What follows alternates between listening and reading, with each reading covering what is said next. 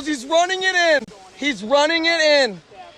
He's halfway deep. Get there. Let's go. Hey, Al. If he stuck the green on 18, I jump in for him. Unfortunately, he still lost. Stuck the green though. That actually was really warm. Kind of weird. It felt like bath water, honestly. But kind of unfortunate. Tough loss for producer Burst tonight. He had way too many opportunities to get that dub. And we'll be back. This train never stops. Folks, welcome back to a brand new episode of Trainwreck tonight, episode 170. I'm your host, Degenerate Al, joined by Maniac this evening. Another beautiful Thursday night in Buffalo. It should be us celebrating on top of Tapo right now with Burrs winning last night. But no, that did not happen. Nate Geary's there right now having a nice glass of wine rooftop. So it's just, like I said, very unfortunate loss last night. Show sponsor, Pazda Electric. Considering a residential or commercial electrical project, then consider our friends at Pazda Electric. 716-698-2711. From new house wiring, main service upgrades to troubleshooting issues, Pazda Electric licensed and insured all over Erie County. Mention Trainwreck Sports or say this train never stops and get a free house surge protector with every service upgrade. Pazda Electric, 716-698-2711. And folks, we got a very special guest tonight on this Thursday evening. We got Greg Bauch. Greg, how you doing tonight? Hi, how are you guys doing? We are doing awesome. Like So I said, I have to say something off the bat. I've seen your show, your broadcast before, and a lot of times people will dance. I'm not going to dance. Okay, that's fair. I think it's a good tone setter. Greg, we're going to have you dancing by the end of this episode. Now, Al and I have a goal. That's your goal, but I don't see you reaching it. But that's, you do what you got to do. I'm here for fun, but I'm not going to dance. So are you not a good dancer? I'm not a good dancer. I'm not just, it's just not going to dance. If you ask Al, he thinks he's the worst dancer, but that doesn't stop him. I mean, I think that encourages him at times, as a matter of fact. We can have an anti-dance off then. Well, let's go. For me, I definitely need some liquid courage to dance. Yeah, something like that. Yeah, but that doesn't mean I'm not going to have fun. So don't get all okay. down. That's huge. No. We never get down. Okay. All right, let's have a good time. Now, Greg, did you tune into any of the match last night that was live on Instagram and Twitter for Trainwreck Sports? You were playing in the dark. Bobo Links, the spot of the match. Tee-off time was supposed to be 7:30, Greg. We get there. There's no tee times at Bobo Links. That's what an exquisite club this is. It is like the power of man that gets you a tee time at Bobo Links. So our power of man had us teeing off at about 8:25. So we got about 5 holes in. We ended up doing 9, but yeah, it was the first half we got we did it in light, but yeah, by the end it was kind of like that last scene of Legend of Bagger Vance. Yeah. Did the darkness? Do you have a good dark game, Al? Like, did that throw you off? No, so actually, I wasn't golfing. It was you wouldn't know though from how much you were on the green helping out producer Burrs. Oh, trying to get those reads. We were literally wearing the same exact outfit. But yeah, producer Burrs took the L in the first match against Nate Geary. He only lost by 1 though. We didn't match play, so obviously Nate was 1 up after 9. It was one of those matches where Burrs should have been 2 up through 5. And completely choked. It was even heading to the final 4 holes, and that completely killed him. He had confirm me or correct me if I'm wrong, but he had like a 4-footer on hole 5 to pretty much take the lead. And I mean, the 4-footer on hole 5. Didn't he have another less than 10-footer on 6? I mean, the short game killed him the entire day, and that was where Nate got his confidence. I think Nate had no confidence in his own game. Yeah, I think Nate was all over the place, but he was feeding off of the fact that Burrs was kind of, the short game for Burrs. It really was. He was hitting greens. Yeah, and, we had fans with us, obviously, cheering on Burrs. Nate had nobody. Nate had no caddy, by himself, everyone rooting against him, and he got the job done. He was a man on an island by, hole 5. There was about 9 people around Burrs, socially distanced, of course, for those of you at home. But, yeah, Nate just carrying his bag, just hyping himself up. How about Greg? Do you golf at all? I'm a terrible golfer. I golf with my dad on Father's Day, and that's like it. And that's about the extent of my golf game. So I'm not good at it. I won't pay more than $10 to golf. That tells you, like, so Bobolinks is a friend of mine. I like that attitude. And I also golfed with my father on Father's Day. Dance it out. Oh, all right. No. We'll cue it up later. All right. We'll keep it going. We'll get it going. We'll get it going. Yeah, I retired from golf a few years ago. It's just too much of a mental game to me, and I'm super competitive, and I can't handle it. Like well, you're not kidding. Like, you retired, like you had to step away from golf? Yes. Oh, wow. To me, it wasn't worth the time. I have a ton of friends that love to golf, Mhm. and I was like, do not invite me ever again. I'm done wasting. Because it's a big. It costs money. It sometimes can be expensive. 2, it can take up 3 to 4 hours of your day. Oh, yeah. And I don't want to just be duffing shots and going way right, way left. Like, it just wasn't fun to me. But swimming is. I like swimming. Greg, it's really one of those things, like, you know, I hate to say, like Princess Diana, like first episode of the Jersey Shore, Al retiring from golf. You remember where you were when it happened. So, I mean, I'll never forget that press conference, Al, where, yeah, you said, I'm stepping away. Don't ever invite me to play again. Yeah, it was my last round of golf, I believe, was at Brookfield, and I threw my putter like 40. Yes, you brought up that story yesterday. Yeah, it's done. Golf game. Good night now. See you later. But Maniac, where do you think the next match is going to be? When is this going to happen? So here's the thing. There's 2 routes they can go. Obviously, this is what happens when you have 2 big prize fighters. Obviously, you know, they're going to go after the biggest purse, the biggest audience. So we're going to either have some type of team play, Ryder Cup style, where Nate and Elbers assemble teams. Okay. And then we'll duel it out that way. Or they're going to be going head-to-head at everyone's favorite 2 syllables in Western New York golf, Ivy Ridge. Okay, that's a tough course. That's what our inside sources say after last night's powwow post-match. They both gathered their purse, their earnings. Greg, Isn't it Ivy Ridge? Ivy Ridge? I know. Greg, say it. Ridge. It's 3 syllables. Well, if you're going to go with Ridge, it's 4. Oh, Ivy's 2 syllables? Yeah. I don't know what's happening. Oh, jeez. I don't know what's happening here. Ivy Ridge. Oh, is it Latin or Roman for 4 then? 4 Ridge? Maybe I that's why skipped it's the 2 syllable. syllables. I skipped the IV? syllable. What can I say? Oh. All right, don't worry about it.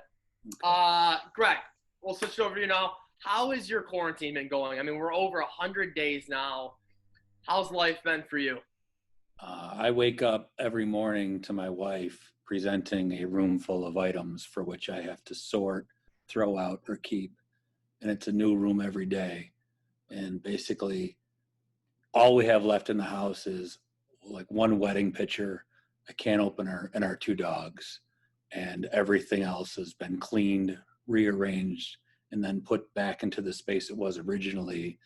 Our yard has been completely transplanted and replanted, and I do all the digging. So all we do is clean and rearrange. So there's like a nesting thing happening at my house. So it's spring cleaning pretty much the past. Any season you want. Yeah, she likes to keep busy. So that's been the theme of the quarantine, is keeping busy, I guess. Yeah, I think that's a lot of people's themes.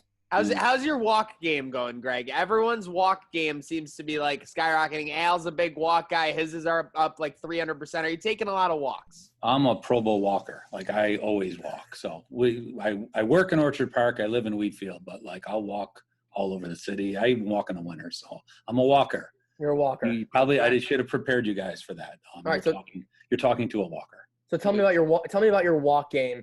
How many miles do you typically average, and what are you averaging per mile? Well, I mean, we'll do like a 15-minute mile. But wow. You're moving. Yeah. We have a route in our neighborhood that's mapped out to about 3 miles. It's just a natural 45-minute walk that she and I will do a lot. But I know my whole neighborhood mapped out. I did the marathon with the running, which is about the same speed as walking, and it ended tragically. Don't run marathons. It's bad. It's stupid, especially at my age. I've fallen apart. I have a 4-inch rod on my foot. It's dumb. But I do have my whole neighborhood like mapped out in segments. Like, I can tell you the distance from one house to another just from doing that constantly. So it's nice for the walk game because you know how much you have to go left. and dangerous for like Amazon or USPS workers who might leave like some of your mail or deliveries somewhere else. Like, oh, that's a full 0.2 miles away from my property. Like, That's right. now I they're have it really all paying. day. Yeah, they're paying the price in more ways than one. Well, thank you for your service on that marathon, by the way, though. It wasn't. It was a disservice to humanity, actually. So, but you're welcome, I guess. All right, so Greg, about quarantine, got to ask you, a couple of very basic questions here. Mhm. What is your favorite activity in quarantine minus a screen? Oh, minus a screen? Boy, I don't do much without a screen. So, like, I don't do puzzles. She's doing puzzles all the time. I don't understand that. Like, I like sleeping. I'll read books. Like, that's not a screen. Okay. So, like, and I don't do it with Kindle. So I like reading. I'm probably the most boring guest you've had so far. I take walks and I read books.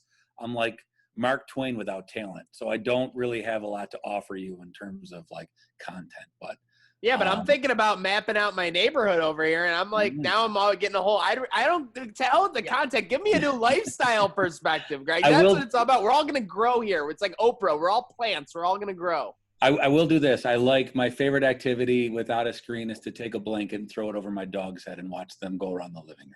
So this is like a good 2.5 minutes of quality time with the family there. So. How old is the dog? I got 2 dogs. I got a 3-year-old Shepherd and an 8-year-old Bernese Mountain Dog. So. Okay, so they're both young enough to like where they still got that puppy in them somewhere. Yeah. Oh yeah, sure. yeah. That I'm not torturing my dogs. They think it's all I'm good for. Oh no, every dog has their own game that every other owner would be like, "What the hell?" But nope, Yeah. Dogs are unique creatures. Mm-hmm. Shout out Callie and Saber. Greg, favorite snack and favorite drink during this quarantine? Alcoholic or non-alcoholic, doesn't matter. Okay, snack is chili chips. I'll make chili. You take Tostitos, like what do you call them? The scoops. Yep. And you portion out. It takes a little bit of time. You portion out the chili in the scoops, melt cheese over it, broil it in the oven for like 3 minutes. You want to toast it. You want to burn it. Eat it with sour cream. That's the greatest thing that's ever happened. And I say snack. That's like a dinner, but we do that. That's nice.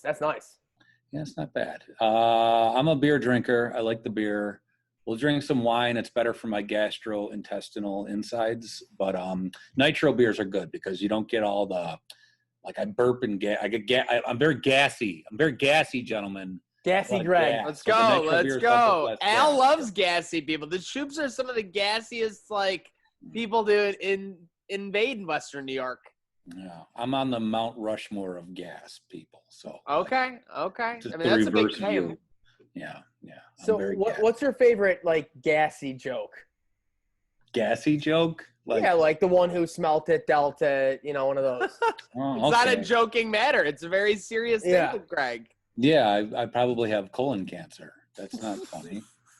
Okay. Yeah, I saw your tweet about that one restaurant. You took a picture of the sign that was like your colon or whatever. Oh, the Fudge River Company. Yeah, that was. We were in the Thousand Islands. We took a little trip to the Thousand Islands this week, and there's a place called the Little Fudge River Company, and I just thought that was an excellent sign. So yeah. Okay. All right. So gassy Greg. That's what we're getting out of this. Yeah. Gassy Greg. And hopefully nothing's wrong. If you're over the age of 40, get colonoscopies. They should be covered by your insurance, and it's a very healthy thing to do. And right now I'm in the clear.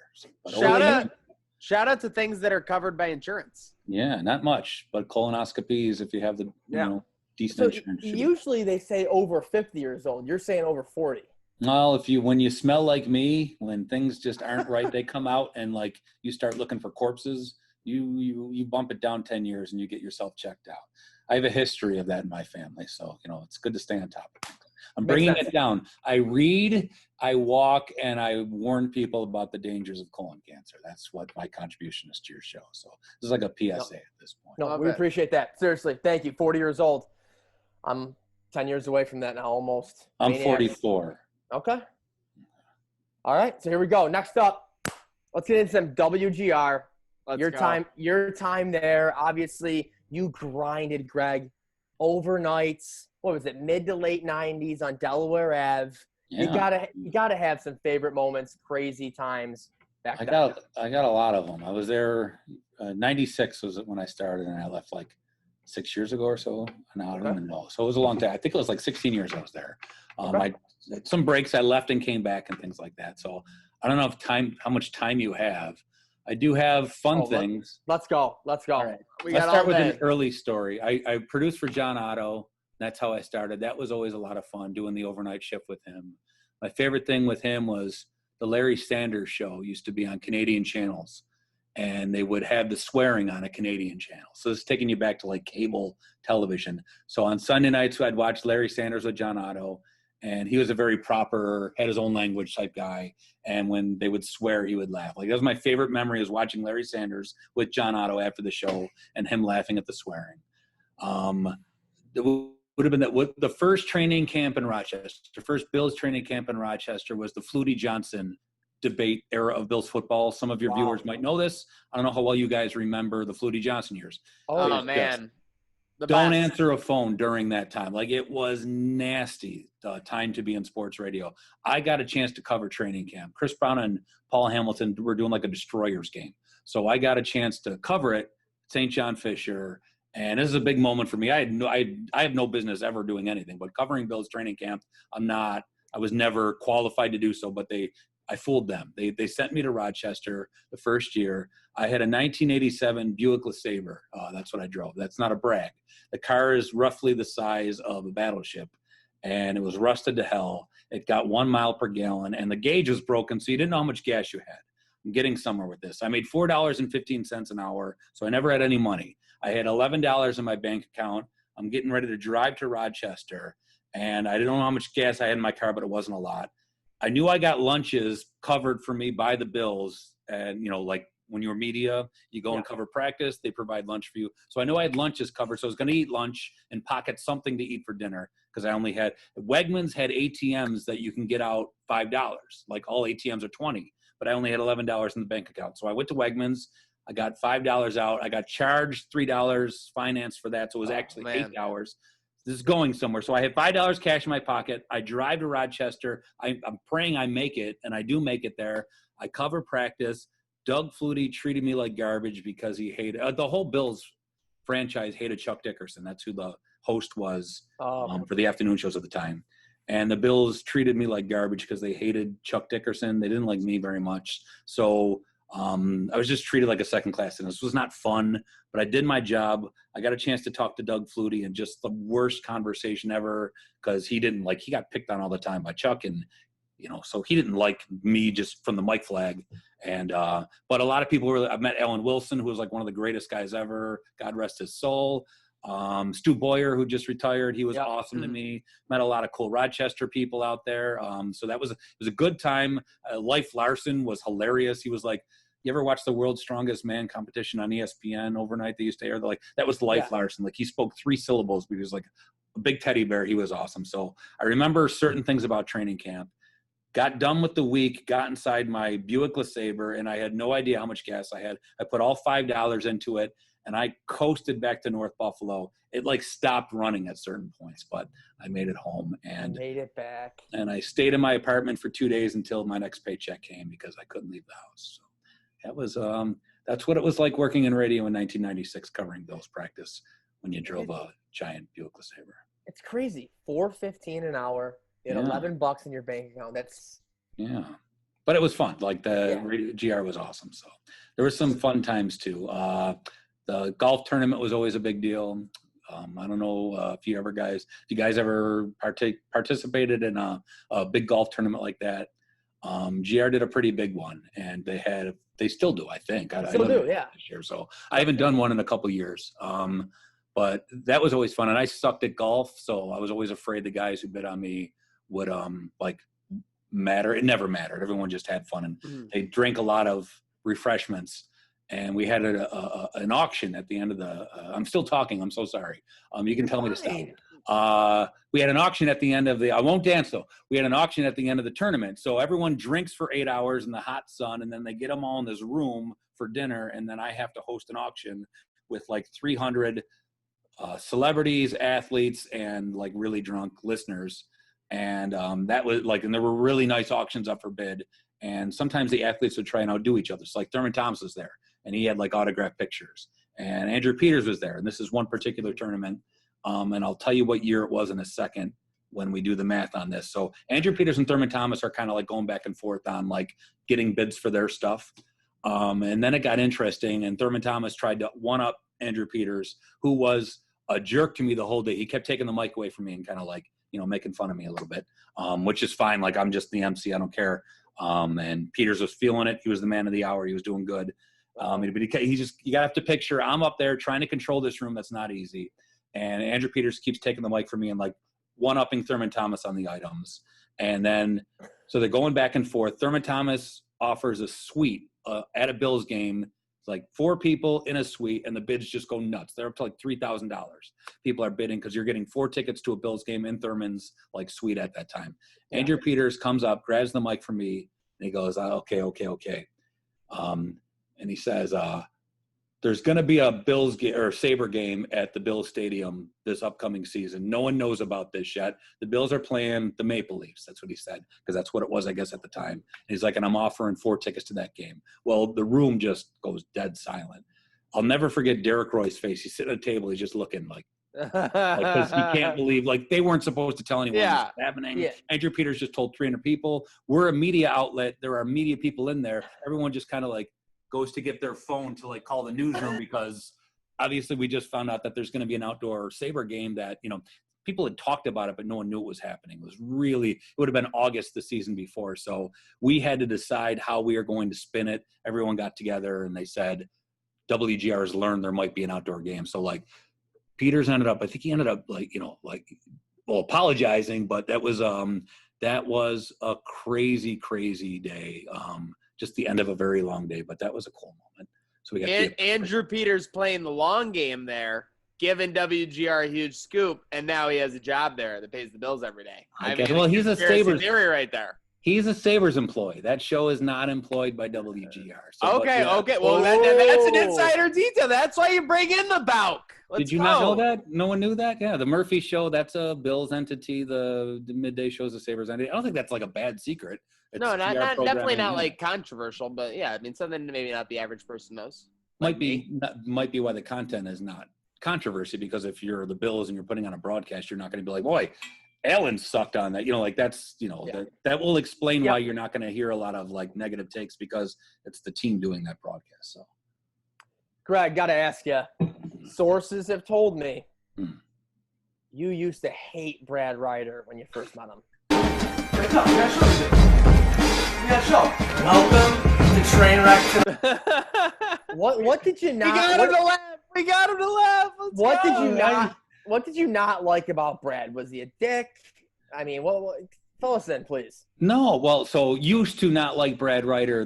You're saying in a certain way that's not. And I've told Brad this, and Brad and I are very good friends. So I met Brad Ryder, and I did not like him when I first met him, and it was like not a good impression. So Brad is probably the most confident human being you will ever meet in your life. We used to do sports talk, and I would have like we would do like an argument over, like, say you're doing an argument over who's a better quarterback, Vinny Testaverde or Dan Marino. You have Dan Marino. Brad will convince you Vinny Testaverde's better because he's just that confident and he's cocky. And like when you're coming up to the ranks at GR and you want to be a talk show host and Brad walks in the room, I'm like, well, I don't like this guy. Like, this is not like, okay. So, and it's not like even I'm like competitive, but he will, like, when you're in that situation, and it's just like the first meeting I had with him did not go well for me. He might not even have known that. I think when I told him, he actually like really felt bad and it hurt. And I didn't tell him that like until I knew him for like a while. And I was probably drunk or something like that when I finally admitted that to him. But it was not a long running time of not like, I love that kid. Like he still is a very good friend of mine, but like we had a ton of fun. So he and Mike Maniscalco ran a show together that I used to produce, and they did not really get along together. I think if you were listening, you would have known that, but that was a little uncomfortable.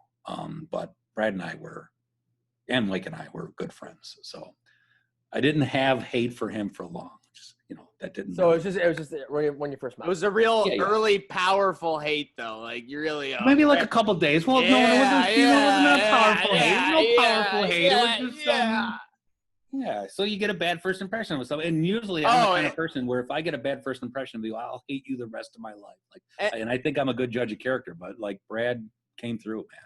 And let's face it, the workplace is the perfect cauldron to get a really bad early first impression of someone, because something like can happen that's magnified. I mean, business place decisions as well, for sure. Yeah, but there wasn't too much of that. I don't really think there's anyone I really didn't like at WGR. I'm trying to think. I'm thinking hard now because, Okay. But no, I don't know who I didn't. I mean, I like Coach, and he called me Tim for 5 years. So like, there wasn't too many people I hated. So As long as it's consistent, just call me the same thing. yeah, well, he did. He called me Tim for 5 years. That's huge. Yeah. What can you do? Yeah. All right, Greg. Next question for you. I've talked too much already, but go ahead. Oh, keep giving it. Okay. All right. I'll keep going. Do you want a Coach story? No, this question first. Oh, wow. Ooh. Oh. You ready? Can you, Greg, Got yelled at. So. can you please say the word Binghamton? Binghamton. Binghamton. Damn it. Oh, I thought I had it. I thought I had it right away. It was Binghamton. I don't. He got it. He got it. He got it. There we go. In writer's face. In writer's face.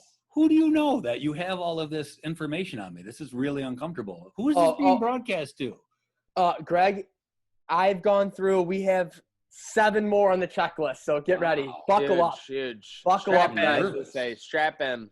Strap in, because I don't say Binghamton very well. I always go to Binghamton. Yeah. You got it. The first time you said it wrong. That's years of therapy and training to be able to say that word. So okay. Not easy. Yeah. Shout out Trainwreck Sports official Dr. Ben Zurkowski, graduate of SUNY Binghamton. Good. Let's go. Love it. Felt it there. All right, next up, Greg. Let's talk about the comedy scene. Okay. It seems like, I've heard some things, opening mic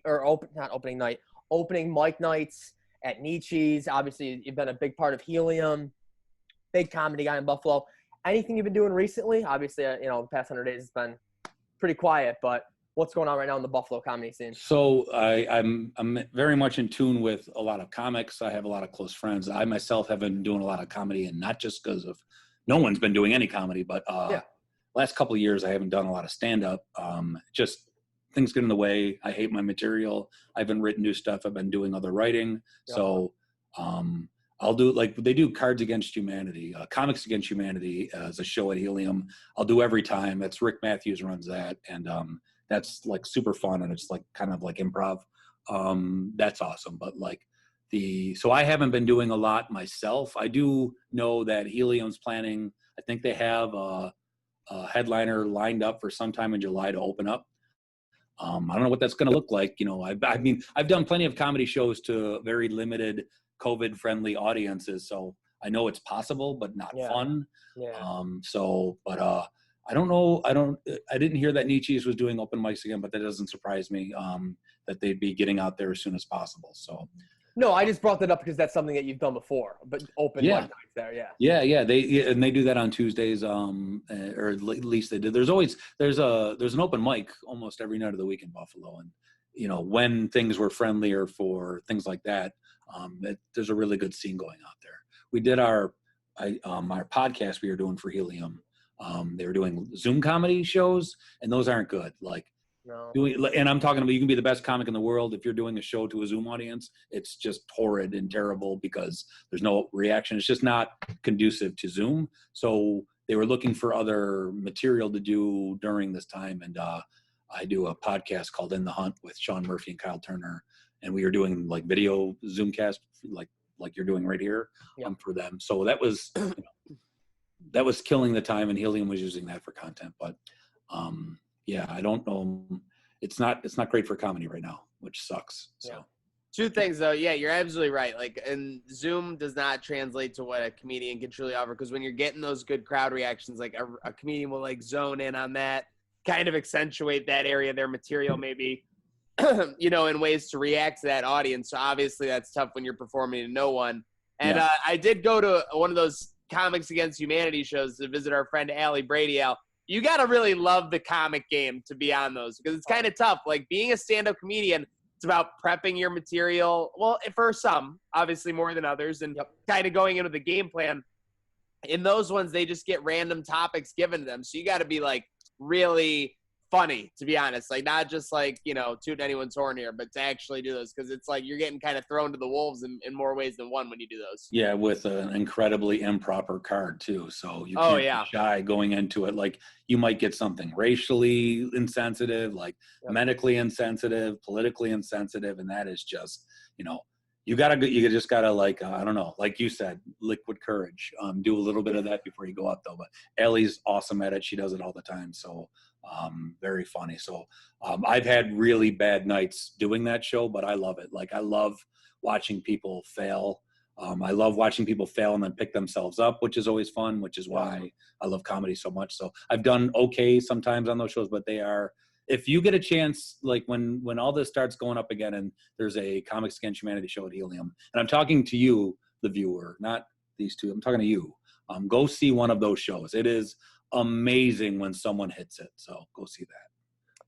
Most definitely. So would you agree, like a lot of people say, like you kind of got to bomb to like get your licks in, like as a comedian and, kind of as an artist even in any way? Like, do you agree with that mindset? Like every so often you got to kind of get like brought back down to size in that way? Well, you just will. Like I know if you're doing comedy, you're going to like do terribly at it a lot. And you learn from that. But no, I don't think there are many people that do it and don't bomb.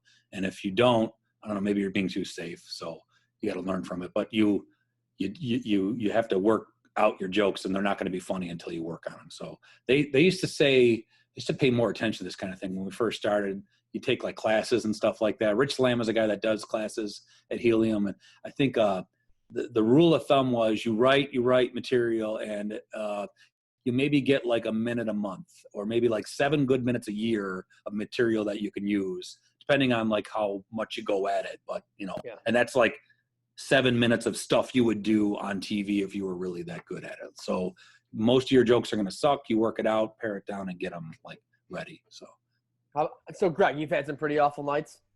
Oh yeah, there's terrible nights. Like I've done comedy to complete silence. I've done comedy to nothing but noise where no one's paying attention. I'd rather do it to silence than constant noise because you can't even hear yourself. Oh, because like people are just literally talking and not caring. Yeah, there's just shows that are full of people that that won't be a problem anymore. But yeah, so comedy outside that might come up. That's really tough to do because if someone sees a bird fly by, all of a sudden their attention's gone and they can't pay. They're not paying attention to you. So it's it's not a cop out to say that comedy, like the environment, it's got to be lights off in the room, lights on you, silence. Anything that's distracting really takes away from it though. So, and I've had bad nights that weren't the fault of the environment, just my jokes sucked and I suck and I'm worthless and I should die.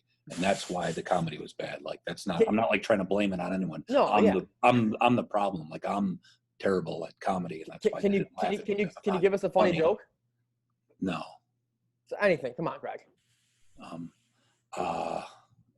Like a joke on the spot. Like I just explained to you how this isn't good, but I asked my doctor if she thought I was an alcoholic, and she said, "Sir, I'm trying to take your taco order." See, there you go, Al. That's why you don't do that kind of thing. That's why you don't do that. All right, I'm sorry. It's like when someone works at Verizon, you don't like, you're not like, come fix my phone. And like, if you know someone, a comedian, you're like, don't tell me a joke. Like, all right, let them be on their own. Let them flourish in their environment. My fault. Hey, I'm still learning new things every day. Don't edit it out. I want people to know. Okay. No, we're editing it out. It's about to be its own post. Yeah, I'm not good at comedy, and I want people to know. No, that was shush. Anyone who's been to one of those shows, Greg, I'm not even addressing that. I'm not even addressing that. It's the same thing. Larry David just got season 11 renewed of Curb, and he's like, when will this show get canceled? Like, I can't stand it anymore. You know what I mean? Like, it just happened. But he's good at comedy, so. Comedian vibes. Mm-hmm. All right. Anything else you want me to talk about? My parents having sex or something more comfortable? You know what? No, I want to hear about. Like I got pictures, so we can. Greg, I'll be honest. I want to hear about your brother Donnie. Wow, Al does his homework. What to say? I'm the youngest of 7 kids. 2 up from me is Donnie, and Donnie was, He was the prototypical movie older brother. Basically, bullied the shit out of me my entire life. So you want a Donnie story? Let's get a Donnie story. Why Okay, not? so we'll tell the least shocking, offensive one. So we had a couch bed.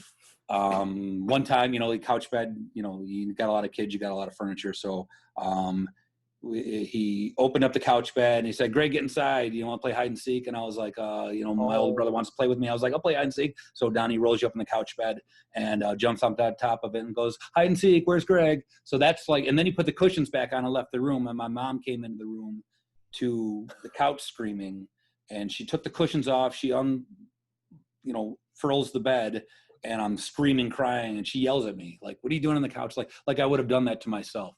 But my favorite Donnie story is we had a laundry chute, and we were playing Army. So the laundry chute goes up 2-story South Buffalo house. We're in the basement, so that's like a 30-foot drop. And he's the commander. He's writing our missions on toilet paper and sending it down. So everyone's in line. I'm the youngest. I'm last in line. And it's like, "Mike, watch the garage." So like Mike waits, grabs his note, gets that, and goes like, Yep. "Jimmer, go and invade this, Mrs. Oki's house." So like he gets his note. I'm last in line, and I can't wait to get my note because my older brothers are playing with me. This is the greatest day of my life. So like the note's coming down, and I can still see it coming. And I'm reaching up my little 8-year-old hands, and I get the note, and it just says, "Look up," and I look up, and it's Comet Cleanser. Open can of Comet Cleanser, holes down on my face, cleanser in my face. And that was Donnie. And that was the height of comedy for Donnie. That was his thing to do. And that's like the 4th worst thing he's ever did to me. So that's Okay, yeah, we don't need to. Yeah, We don't need to get into any more specifics, but Greg, you're a South Comic Buffalo guy. cleanser. I'm never coming on this show again. I know that. This is What do you mean? no, I mean why would you want me on this show? I'm This is ruining the- your show. Like You're I'm not. enjoying this. It's I therapeutic. think it was a long-term plan. I think you just stashed 5 Donnie stories away on us. You just teased those for future episodes. I think that was a pro move by you. Kudos. That's a deal. I would love to come back on your show. I don't think you will ever want to have me back on my show after this. Okay. We'll See, a lot of show left. Okay. Well, good. That's good. Let's keep going. I'll keep talking then. I So, can't Greg, believe you're letting me. You're born and raised. You're a South Buffalo guy. What the hell are you doing in Wheatfield? Yeah. Follow the girl, man. Follow the That's girl. what it was. I was going to say because, Yeah. on Trainwreck, we always talk about North Towns, South Towns. Yeah. I mean, I feel like if you're a South Town person, you're a diehard, you're not going to the North Towns, and vice versa. So I was shocked to see, you're born and raised there. So obviously Yeah. following the future ex-wife. My brothers, my brothers are all in the South Towns and that. So, well, some of them have moved to Carolina, but I went to Buff State, met her at the well on Hurdle, and she lived in Tonawanda. She ran a tea house in Wheatfield just closed actually for 18 years. And our house is right near that tea house. So that's what took us to Wheatfield. How's really to Wheatfield. It's nice. Like nice. Like our neighborhood, it's quiet. Okay. A lot of retired people. You got to mow that lawn, man. They are watching. Like you cannot let your lawn go.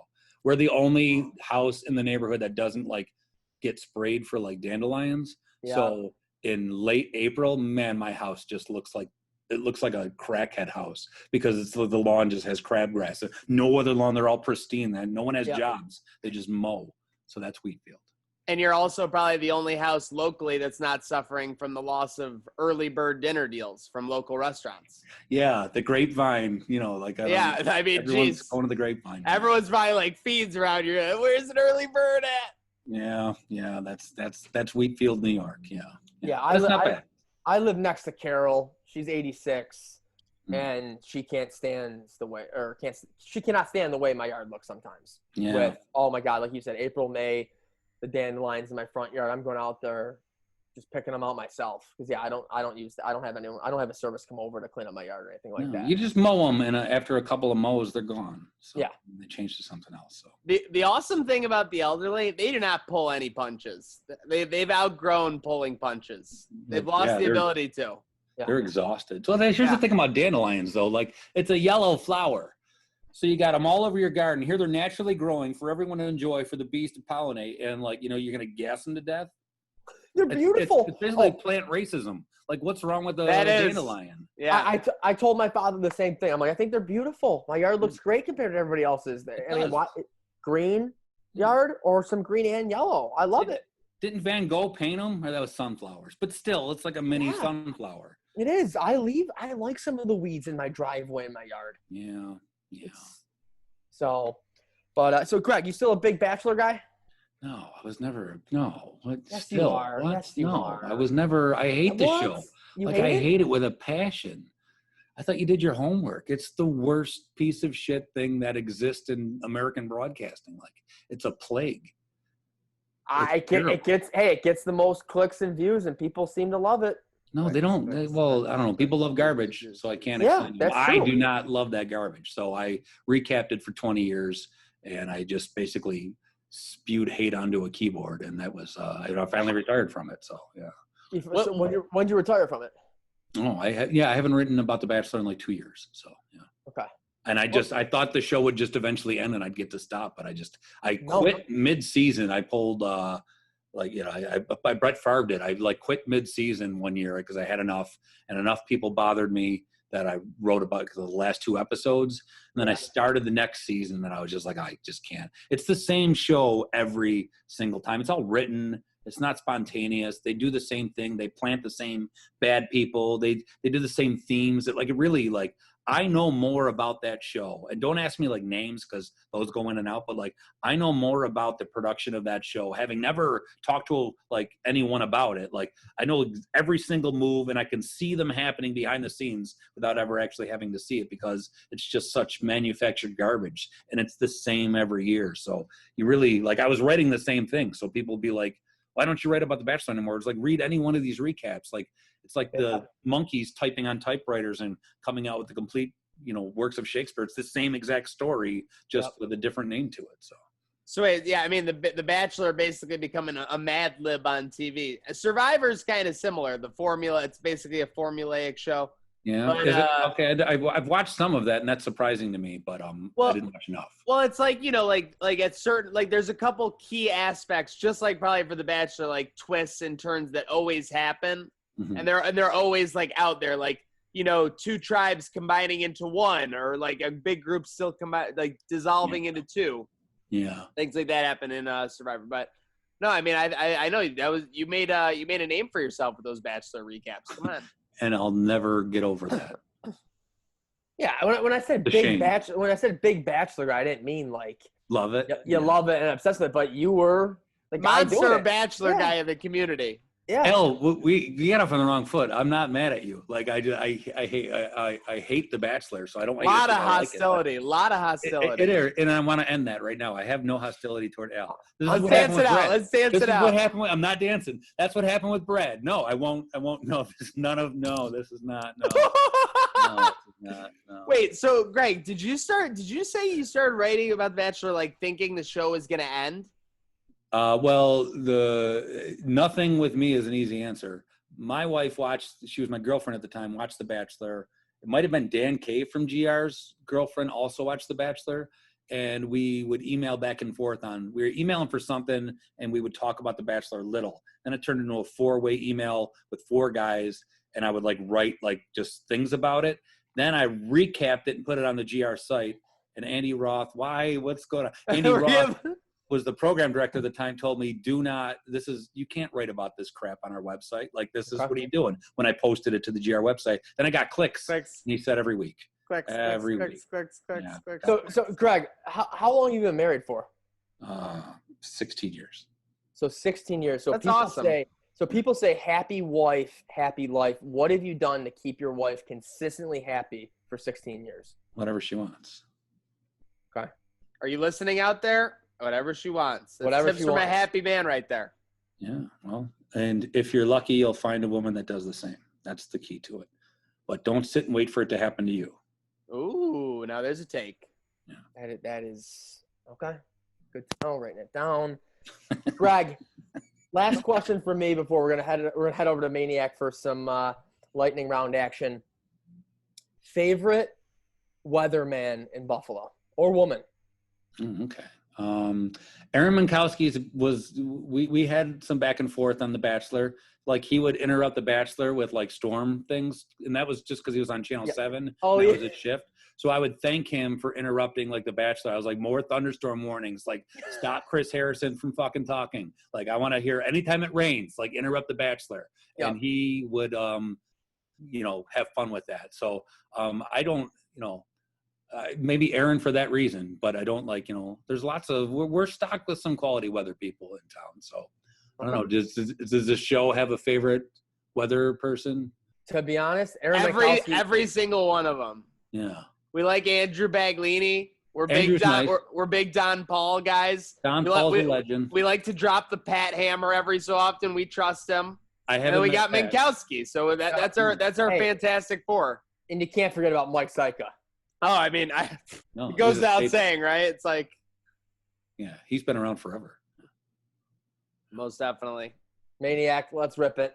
Folks, it is time for the Positive Electric lightning round with, I don't even want to say funny guy Greg Bauch because he's not going to be not funny on purpose. With Greg Bauch, brought to you by Positive Electric, 716-698-2711. So we're going to give you some quick questions, looking for basically off the top quick answers. Are you ready, Greg? I was born for this moment. Okay, so we're starting off with a hot one then. Here we go. North or South Towns? South. Okay, best wings in Buffalo. Oh, I hate this question. I do. Ooh. Give us 2 or 3 then. Okay, well, I'll give you Autobahn. They've got some good wings. Audubon, that was our season 2 first spot we reviewed. Okay. We told them we were doing a review there, and they go, "Oh, we always hate these things." Like that doesn't that sum up the Audubon though? Like it's totally like towny place.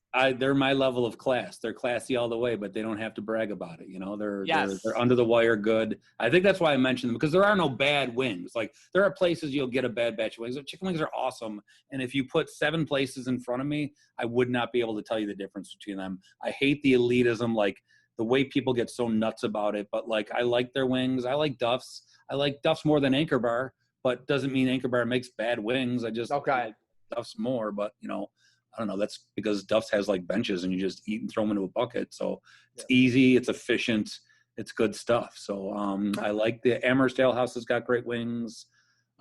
Pizza Shack on the corner of my street has great wings. It's a place I go to the most because it's right on the end of my street. So support your local wing place.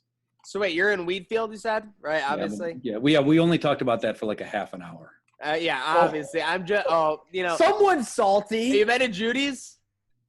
You're Ben Judy's and guy? June, the Johnny Depp movie? No, Judy's. Judy's. On Ben Military. and Judy? Military Road. Ben and Judy? All right, next question in the lightning round. Favorite comedy movie? Oh, wow, this is hard hitting. Yep. Best comedy movie. It's supposed to be a lightning round. I'm so nervous about this answer. Yeah, what if kids rent it from the library and it's bad? Yeah. I don't know. My favorite comedy movie. The one with the darkness, Royal Tenenbaums. Okay, all right, that's a solid pick. That is a dark comedy, but let's face it, star-studded cast, awesome cast in that movie, gets it from A to Z, as they would say. All right, now speaking of dark, would you rather be Tom Hanks in Castaway or Will Smith in I Am Legend? Oh, I mean, like an island with no one there. Honest to God, I think about that maybe at least 6 hours of every day, how bad I would want to be Tom Hanks in Castaway. Like, how sad is he when he comes back? Like, you got a paradise, and you got abs, and you got long blonde hair, and now you got to go back and wait in line at a Walgreens for a prescription. Like, you kidding me? Like, life is terrible. Who the hell would want to live anywhere but an island by themselves? He literally went from a guy that was a king of an island with a best friend to a guy who got cucked by his dentist. That's right. There's no way they couldn't have a sequel to that movie because he in 2 weeks into the sequel he'd kill himself. Most likely. It's a fair take. Is a hot dog a sandwich? Yes. It's meat between 2 pieces of bread. Okay, if you could become any character from any TV show, which would you choose? Voltron. I'm 5 people, bitch. That is fair. If someone gave you $500,000 to spend the next 18 months in the Eastern Hills Mall, would you do it? I would do anything for that amount of money. I could, yeah, that's easy. That's not, I don't want to, but. You're going to have the missus visit you at the Eastern Hills Mall for the next 18 months? You can't stay with me? No, you can't both. Well, I mean, you're going to move your whole family in? What are you guys going to do? You're going to live in the food court? It's just us and 2 dogs. It's the Eastern Hills Mall. There's room. I guess so. I think there is a little room. That's a good plug there, actually. Straight or curly fries? Hard hitting. Curly. You dip a curly in a blue cheese, you get all that extra, the coil of blue cheese. They're both great, though. Let's calm down. They're both great. It's a work of art. Favorite Buffalo-based mascot?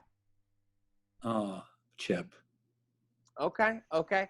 Favorite venue that you've performed at?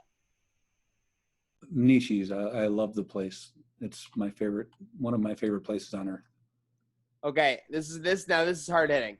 If you were stuck on an island and had to watch 1,000 consecutive hours of one movie, well, this is actually not that hard hitting. To get off the island, which would you choose? Would you just not even watch it and stay on the island? So I would watch a movie about getting off islands so I can do it quicker. Like just that's the prerequisite. No. Doesn't teach the only me way about getting off the island. The only way you can get off this island is by watching 1,000 hours of the same footage. So I have some movies I'll watch over and over again and don't mind. Like everyone's got your Shawshank Redemptions and stuff like that. Movie, I love the movie The Fugitive, and I can watch it. And it's not my favorite movie at all, but for some reason that carries me through. So I'll say that movie. Sneakers. You ever see Sneakers? It's a really dated technology movie. It's hilariously bad. The cast is amazing. Dan Aykroyd was finally funny again in it. Robert Redford. That's a movie that I'll watch 1,000 times, like, and just turn my brain off. So.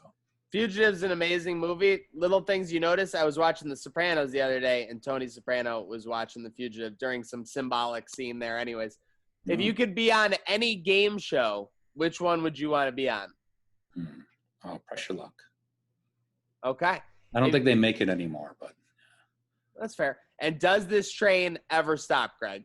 It should. It's dangerous. So what if my grandma's on the tracks? Greg. She can get on the train. Yep. Okay.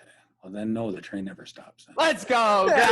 Posse Electric lightning round brought to you by Posse Electric. That was a narrow escape there. Shout out to Grandma. All right, my last question real quick before we get into shout outs to end the show. Greg, who is this South Buffalo slut graffiti? I heard from a source. The sources have told me there's some South Buffalo slut. Yeah. And it's on some graffiti wall or something. So and they were before Facebook, there was the South Buffalo slants. Cass Creek runs through South Buffalo. You got the Seneca Street side where I lived. You got the Abbott Road side where the Abbott Roadies lived. They did not like each other, but the slants brought people together. If you wanted to declare that you love someone, if you wanted to declare someone was a slut or this person was a jerk, you wrote it on the slants. It was there forever. It was like Facebook before the internet. Tina was a woman who had a little fun in her days. Just probably a normal person.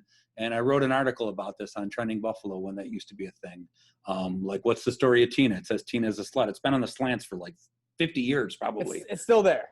Yeah, it is still. Okay, so is it still there? It's right across from Welcome Home Leather Nuts, which is Leather Nuts came home and someone welcomed him because that's what you did back then. So I wrote, like, why was Tina a slut? What happened with her? And then the guy that actually wrote it lived on my street growing up, I found out. She broke up with him because he's a jerk. And so he wrote Tina's a slut. I guess it like ruined her life. Like, it was terrible. So her last name is written on there. It was kind of like painted off. I won't say it because her family needs peace. But it's on, I mean, like, if you want to know, she's not a slut, though. She's a nice woman who had a jerk boyfriend. He admitted he's kind of out of his mind. And Bernie, he wrote that Tina's a slut. So I actually got to the bottom of that. If you live in South Buffalo, just know this. Tina is a nice girl that has the appropriate amount of sex with the appropriate amount of partners. And you know what? You can have sex with whoever you want. You're not a slut. Yeah. And that's for everyone. I think we should honestly take a billboard out saying that. Let's right this wrong, Al. And let's maybe put Bernie on blast. Like, maybe people shouldn't take, like, public claims by Bernie at 100%. Yeah, that's right. Yeah. Hashtag Tina is not a slut. And you're calling this the slants. So people just wrote stuff on this? Yeah. Do you not know the South Buffalo slants? That's where I learned what the female anatomy was by pictures drawn of it on the slants. Lots of male anatomies too. Yeah, it's just graffiti. The slants is full of graffiti and this is great. Yeah, slut declarances and Van Halen rules. Just a lot of dumb 80s and 70s graffiti all over the slants. Okay. They'll know what you're talking about. If they've been to South Buffalo, they'll know the slants. Perfect. Greg, thank you. You finally clarified that. Okay. And I will check out the slants. Why not? Okay. Half of the Lackawanna nursery rhymes are based on the slants, I actually heard. They are, yes. That's good. All right, Greg and Maniac, it's time for some shout-outs. Who wants it first? I'll go first real quick. Shout out to Helium Comedy Club opening back up. I mean, shout out to all these businesses. Obviously, like we said, we got the first line workers, but now everyone's kind of phasing back in. So shout out to everyone who's grinding out there with a mask, staying safe, and staying healthy. Shout out to you guys. And quick shout out to Greg for coming on. Appreciate it. Thank you. Was I supposed to shout out to someone? Yes. Oh, Mom. Hi, Mom. Shout out to Mom. Best shout out ever.